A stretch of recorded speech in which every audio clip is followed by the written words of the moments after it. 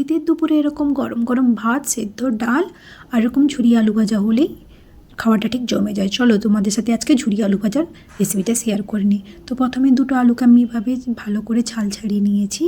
তো এভাবে আমি ভালো করে গ্রেট করে নিয়ে আমি একে 10 মিনিট ঠান্ডা জলে ভিজিয়ে রেখেছিলাম।